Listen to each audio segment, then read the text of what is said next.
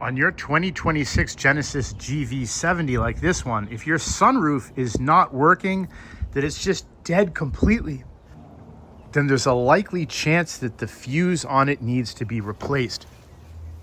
Come down here to your fuse panel and you can see the fuses in there, and there's this handy chart on the back to show you where they're located. You can pause on this.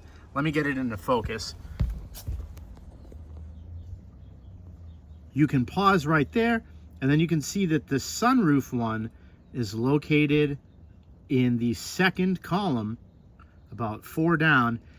And you'll know it because it's a 25A, which is not a common fuse. I'm going to go ahead and put an affiliate link in the description so you can buy a new fuse. These are what's known as microblade fuses. Check and see if it's burnt out. And if that's all the problem was, that will be an easy fix to your sunroof.